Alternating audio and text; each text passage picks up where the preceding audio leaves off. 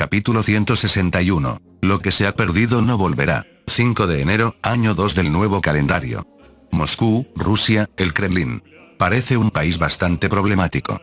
Con una expresión de profundo desagrado, el presidente revisaba los informes recopilados.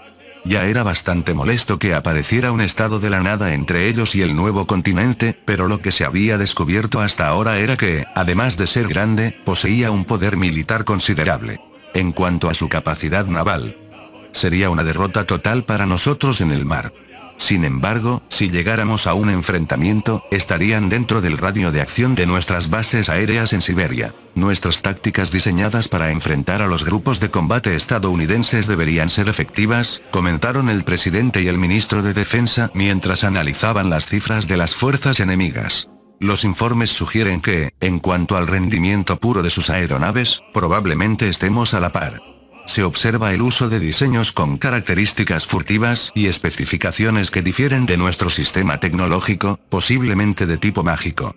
Tienen un nivel tecnológico en una dimensión distinta a las facciones que encontramos el año pasado en el nuevo continente o con las que se enfrentó Estados Unidos. Y además, su fuerza de combate principal es comparable a la de Estados Unidos durante la Guerra Fría. ¡Qué pesadilla! ¿Qué hay de su arsenal nuclear? Por ahora es desconocido, pero considerando el ejemplo de Estados Unidos el año pasado, lo más razonable es asumir que lo tienen, informó el ministro de Defensa con una mueca de amargura. ¿Deberíamos considerar un ataque nuclear preventivo? Si ellos fueran el único oponente, sería una opción, pero me preocupa la reacción de China y Estados Unidos, especialmente la de China. En la situación actual, es muy probable que sobrereaccionen. ¡Qué fastidio todo esto!, suspiró el presidente, desviando la mirada hacia el paisaje exterior. Aunque había cambios climáticos, en Moscú eran casi imperceptibles comparados con Siberia. La ciudad lucía una paz que no reflejaba la tensión internacional del último año, siempre y cuando uno ignorara los sistemas AM de defensa cercana en la Plaza Roja o los misiles de largo alcance desplegados en las afueras. Dado que nuestra nación no ha sufrido daños hasta ahora, ¿no sería mejor limitarnos a observar? De hecho, si son hostiles, sería ideal que chocaran con China y se desgastaran mutuamente. Ojalá fuera tan sencillo. Generalmente, en estos casos, la otra parte también se da cuenta de la jugada. Cuanto mayor es la escala del conflicto, menos probable es que un tercero pueda sacar provecho del río revuelto. Continuaremos con la recopilación de inteligencia, por supuesto. Dar instrucciones para no descuidar la vigilancia tanto en el frente chino como en el nuevo continente, dijo el ministro de Defensa antes de retirarse. En su lugar, entró el director del Servicio de Inteligencia Exterior, SVR. Señor presidente, supongo que ya sabe que China ha iniciado una movilización masiva. Llevan movilizando gente desde el año pasado. Esta es una movilización nueva y distinta. Ante el reporte del director del SVR, el presidente suspiró con incredulidad, preguntándose cuántos recursos humanos le quedaban a ese país. Al ser la nación con la mayor población, o la segunda, del mundo, era obvio que, si no les importaba la calidad, nadie excepto India podría superarlos en números. Sin embargo, debido a su sistema político, China podía permitirse medidas mucho más extremas que India, por lo que su capacidad de movilización era, sin duda, la mayor del planeta. Parece que incluso han empezado a confiscar capitales extranjeros dentro de su territorio. Se están moviendo sin importarles las formas. ¿Acaso eso no provocará la intervención de Estados Unidos?, cuestionó el presidente ante tan radical información. Parece que lo han pensado. Aún no han tomado medidas directas como confiscar fábricas con capital extranjero. Están usando métodos indirectos, como suspender indefinidamente la compra y venta de acciones de empresas chinas en manos de inversores extranjeros. Aún así, es una locura. Si ya es una pesadilla que las acciones dejen de cotizar de repente, China ya había hecho maniobras similares en el pasado para evitar el desplome de su bolsa, como prohibir la venta de acciones, así que no era algo totalmente nuevo para ellos. ¿Y cuál es la visión del SVR? Por mucho que el Partido Comunista intente controlar la prensa, hay demasiada gente involucrada. El control tiene un límite, y se verán obligados a tomar represalias presionados por la opinión pública. No creo que cometan el error de culparnos a nosotros y abrir dos frentes, añadió el director del SVR. El presidente gruñó con gesto severo.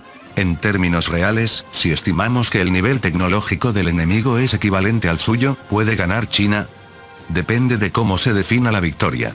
Con esa cantidad de recursos, no perderán. Pero aunque se han modernizado rápido en la última década, su estructura no está hecha para expediciones lejanas. Así que tampoco ganarán de forma contundente. Ojalá se desgastaran entre ellos, pero seguro que de alguna forma nos terminará salpicando a nosotros, añadió el presidente con amargura. Las comunicaciones con el nuevo continente ya están afectadas. En cierto modo, ya nos está salpicando, dijo el director del SVR encogiéndose de hombros. Pero si China decide usar la fuerza a gran escala, el impacto actual no será nada en comparación. Es cierto, pero si nos enfocamos demasiado en ese frente, podrían darnos un golpe por la espalda. Dicho esto, el director del SVR mostró varias fotos satelitales y reportes al presidente, indicando que ese era el tema principal. Ucrania no levanta la ley marcial. Sabemos que han comprado una enorme cantidad de armamento a Alemania y Francia. Si despliegan su ejército regular en Crimea, nosotros simplemente arrasaremos todo el país desde Donetsk. Aunque se llame península de Crimea, la conexión con tierra firme es tan estrecha que parece casi una isla.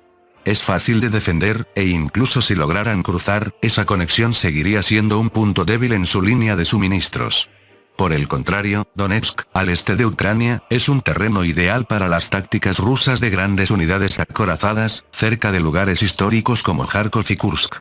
Sería ideal si pudiéramos reunir la fuerza necesaria para arrasarlos, pero entre el nuevo continente, la contención a China y la preparación contra la nueva potencia desconocida, ¿de dónde vamos a sacar más tropas? Además, su único aliado real era India, pero India siempre ha estado bajo la influencia del Reino Unido y mantiene relaciones con Estados Unidos. Era difícil saber si eran realmente aliados o simplemente socios de negocios temporales. Ucrania no será tan estúpida, ¿verdad? El dinero para comprar armas franco-alemanas proviene de esos mismos países. No hay duda de que tienen su respaldo. No tenemos información de que las tropas enviadas por Francia y Alemania para los ejercicios conjuntos del año pasado se hayan retirado.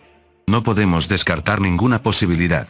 El director del SVR sugería implícitamente que Ucrania, apoyada por las potencias europeas, podría intentar una aventura militar en Crimea y Donetsk, pero el presidente restó importancia al informe. ¿Y los movimientos de Estados Unidos? Las líneas de comunicación son limitadas. La información altamente clasificada está siendo transportada físicamente por diplomáticos, lo que ralentiza la inmediatez de nuestra inteligencia.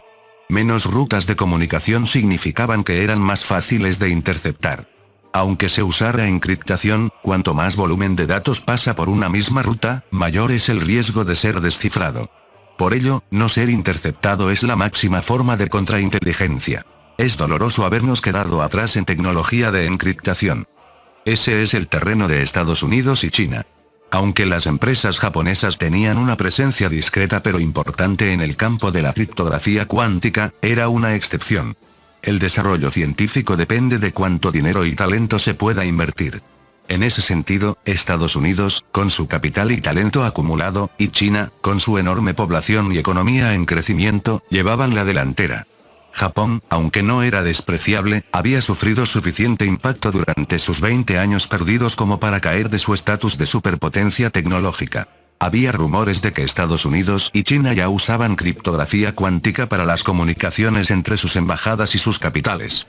Es cierto que tenían satélites de propósito desconocido antes de la transferencia, pero el SVR considera que eran experimentales y no para comunicaciones cuánticas operativas.